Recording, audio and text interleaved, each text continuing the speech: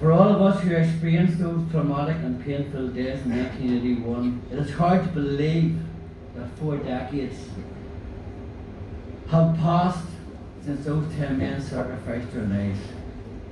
For all of us who were a part of it all, whether within the haste blocks or without, the passage of time has not diminished in any way, in the slightest way, our memories of the terrible sense of loss and the feelings of helplessness and anger and frustration, the pride and awe for all that these men were prepared to and did endure for 5 simple demands. So much was at stake then.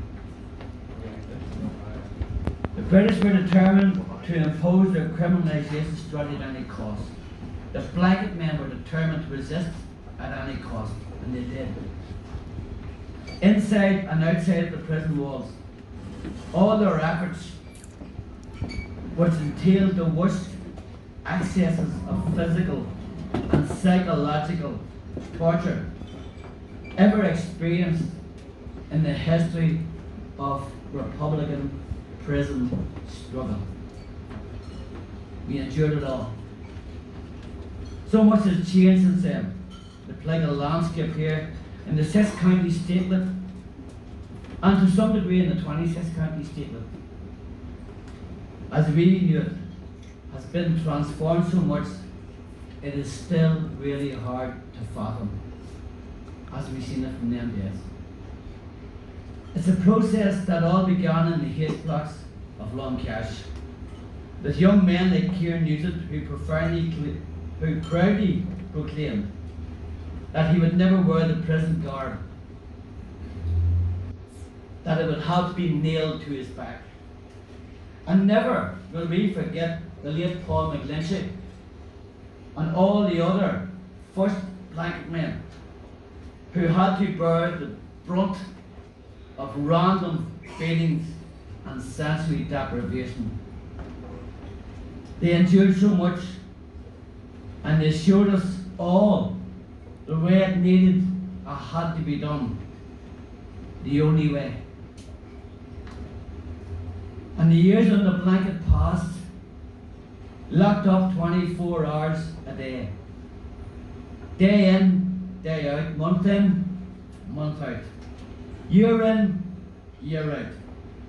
And all the seasons came and went, and life went on outside and inside. All of this time in the most atrocious, inhumane conditions imaginable, or should I say, unimaginable. And the physical and psychological torture increased daily. Mirror searches, anal searches, forced washes, forced baths, forced shaves, beatings, and more beatings. Food being tampered with, pissed in, spat in, cells hosed down with toxic detergents, men and blankets left soaking, deprivation of sleep. All of this and much more. But the British government, first under the little Yorkshire dictator, Ryan Mason, worse than Harry Nave. Under a Labour leadership, and then followed by Thatcher, who had plans for early leave to impose her scorched earth policy that she, him and all the rest of them believed would end in the criminalisation of us and our cause. But that wasn't to be. They still not could break us, and they knew it. I remember when the first black men celebrated their first year on the blanket. And I thought then, because I was among them, that this was unbelievable, incredible. 1 year lying in the cell. That they had, or even could endure so much and for so long. I thought then that it couldn't go on. Couldn't go on any longer, and if something had to give, well, I was still there when these men were marking their 4th year on blanket protest, locked up 24 hours a day, in shit and beatings and everything. And when all the men got up in their cells and banged on their piss-pass on their cell doors, and all remember so well shouting at the top of the lungs, "We will not be beaten." But we all knew then that it had to come to an end sooner or later, after 4 years. Try to imagine what it's like. 4 years locked up 24 hours a day, with your excrement on the walls and everything else. 24 hours a day. Okay? It could not continue indefinitely. There had to be some sense of an ending. Not everyone could endure the daily spreading of excrement on the walls and ceilings in their cells, of the putrid, maggot-infested heaps, of the discarded food in the cell corners, the rotten smell of torn mattresses, the dark cells with the windows barricaded. All of this and much more. No matter how hopeful they were of a resolution to it all, some of the men could not endure, and nobody held a thing against them. They were respected. All was understood and all was accepted. This is when we began to see dark clouds on the horizon. Remember, we were all young men. We had a lot to live for. The average age of a blanket man was around 22, 23 years of age. To cope with these conditions and maintain our sanity, we devised many strategies: concert nights, storytelling, learning the Irish language, book telling, debates, discussions, whatever was feasible to do, even a play wrote by Red McDivine and P.O. Harry Garrett.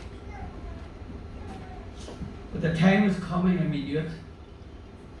A drastic course of action that no one wanted.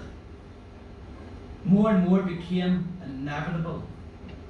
The last resort of the use of hunger strike, peculiar only to Irish Republican prisoners of war. The only nation in this whole world who resort the real way. The only nation we are who do all this here. And this brings me to the final chapter of this Odyssey of pain and persecution. Culminated in the ultimate sacrifice made by 10 young men. Their deaths in hunger strike. And I will name them.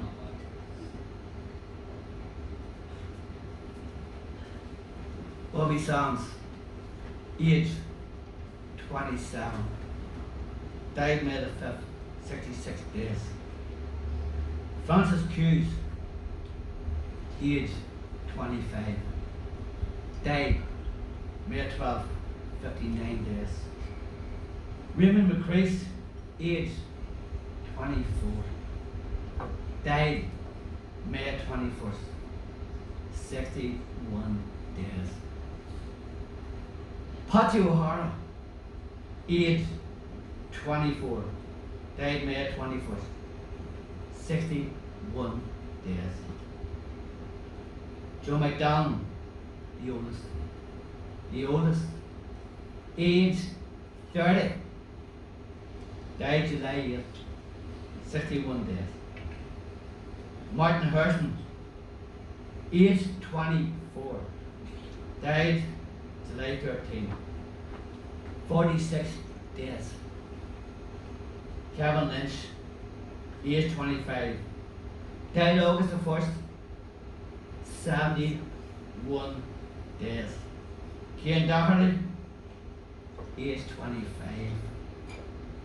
Died August the 2nd, 73 days. Thomas McElwee, age 23. Died August the 8th, 62 days. And finally, the last hunger striker for all of us, Michael Redmick Devine, age 27. Died August 20th, 60 days. A process that began when 10 young men would make the ultimate sacrifice to demonstrate to the British and their allies and to the world that they and their